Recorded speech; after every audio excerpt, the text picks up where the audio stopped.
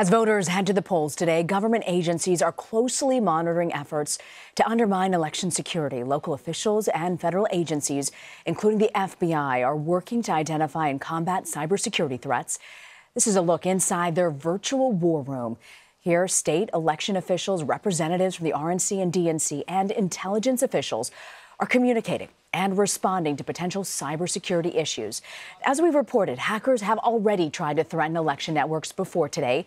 A DHS spokesman says, and I'm quoting here, that they are aware of cyber actors targeting election infrastructure, but have not attributed any of this activity to a nation state. They also do not have any reason to believe that it was part of a broader campaign. CNET senior producer Dan Patterson is here and joins me now. So what activities have really been detected at this point, and what's really the biggest threat on Election Day? So that's a two-part question. Let's start with the first.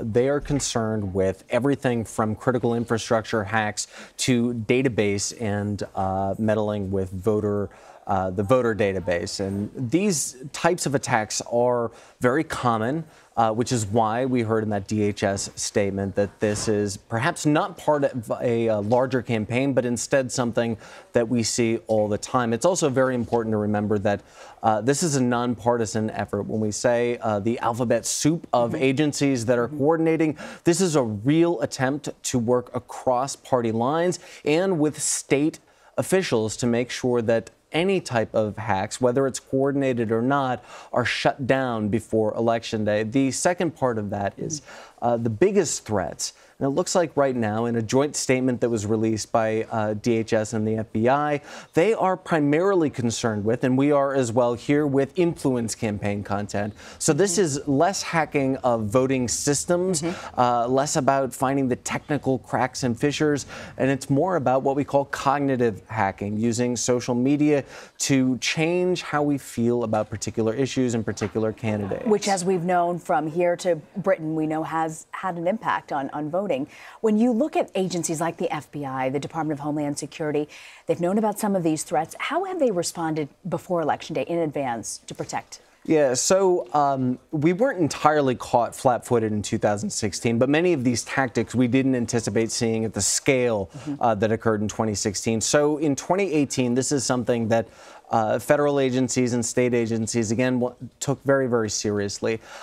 Throughout 2017 and into 2018, we saw law enforcement agencies coordinate with social media and technology firms like Facebook, Twitter, Google, and Instagram, which is owned by Facebook, to identify and try to stamp out coordinated influence campaign content. We also saw them make sure that voting machines and voting systems were not as vulnerable as they may have been in the past. We have to keep in mind that many voting systems are old hardware running old software. And look, if it can be hacked, it probably will be hacked at some point. But these machines are not left undefended. We have these agencies who are looking into the ways that they are, air quotes, connected or networked. Many of them are not just, a direct router connection.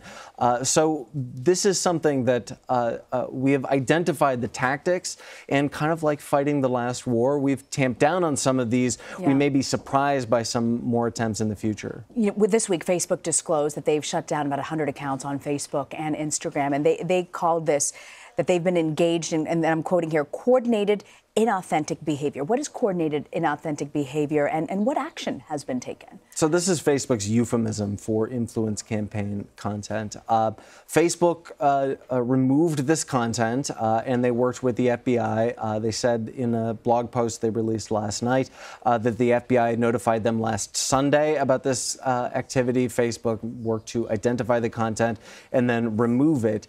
It's probably not the last of this type of, as they say, coordinated inauthentic activity.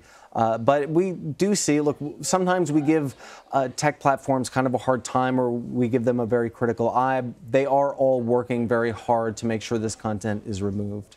And Dan, what should voters really be on the lookout for when you talk about suspicious activity? What's fascinating is this afternoon, there were some reports floating around on Twitter of robo-texts. So this is just like a robocall. Instead of getting a phone call from a number you may not identify, you get a text message from someone you may not identify.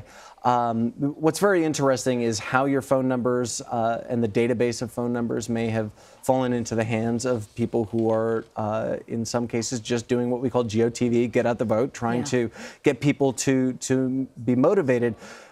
We have not seen attempts to distribute misinformation using text message, but the SMS system is certainly, and the iMessage system is certainly vulnerable to spreading misinformation. What I would say is don't get your information from a text message. Don't get your information from social media. Make sure you go to official election and state official websites to make sure that your information is up to date. Good advice. Dan Patterson, thank you for joining us.